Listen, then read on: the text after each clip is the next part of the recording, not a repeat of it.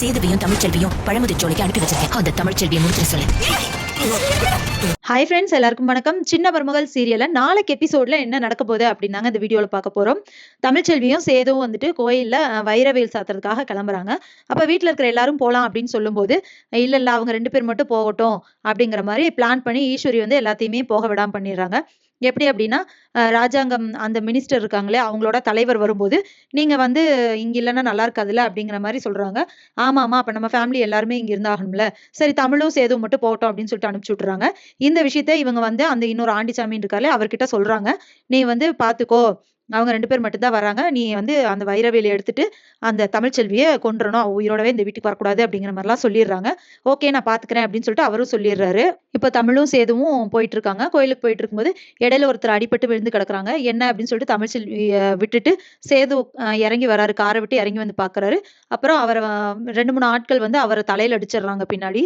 அப்ப அவர் கண்ணு முன்னாடியே தமிழ்ச்செல்வியை அந்த கார்லயே வச்சு கடத்திட்டு போயிடுறாங்க. கடத்திட்டு போய் தமிழ்ச்செல்வியை கொன்னுட்டு அந்த வேல் எடுக்கணும் அப்படிங்கறதுதான் பிளானே. ஆனா வந்துட்டு சேதுவ அடிச்சு போட்டுறாங்களா. சோ என்ன பண்றது அப்படின்னு சொல்லிட்டு தமிழ்ச்செல்விக்கு எப்படி தப்பிக்கிறது அப்படின்னு சொல்லிட்டு அவங்களுக்கும் ஒண்ணும் புரியல. ஏன்னா பிரெக்னெண்டா வேற இருக்காங்களே அப்படின்னு யோசிச்சுட்டு அவங்களே கத்திட்டு இருக்காங்க. ஆனா அவங்கள அப்படியே கடத்திட்டு போயிடுறாங்க. இந்த டைம்ல கோயிலுக்கு வர்றவங்க வழியில சேது விழுந்து கிடக்கிறத பார்த்துட்டு அவரை தண்ணி தெளிச்சு எழுப்புறாங்க. அப்ப அவர் எந்திரிச்சிடறாரு.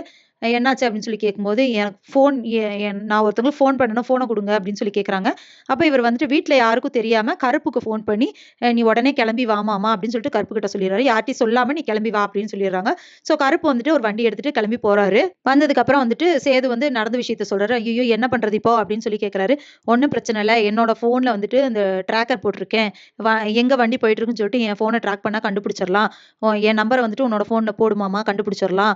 அதுலதான் இப்ப தமிழ்ச்செல்வியும் கடத்திட்டு போறாங்களா, அதனால நம்ம பிடிச்சிடலாம், ஃபாலோ பண்ணி போலாம் அப்படின்னு சொல்லிட்டு அவர் கூட கிளம்பி போறாங்க. அதாவது கருப்பும் சேதுவும் சேர்ந்து போயிட்டு இருக்காங்க. அவங்க வண்டி எந்த வழியில போகுது அப்படின்னு சொல்லிட்டு போயிட்டு இருக்காங்க. அப்ப இப்படியே ஃபாலோ பண்ணி அவங்க தமிழ்ச்செல்வி இருக்கிற இடத்துக்கு போய் தமிழ்ச்செல்வி எப்படி காப்பாத்த போறாங்க, என்ன நடக்க போகுது அப்படிங்கறத இனி வர்ற வீடியோல ஒன்னொன்னா பார்க்கலாம் ஃப்ரெண்ட்ஸ். அது வரைக்கும் வெயிட் பண்ணுங்க. நன்றி, வணக்கம்.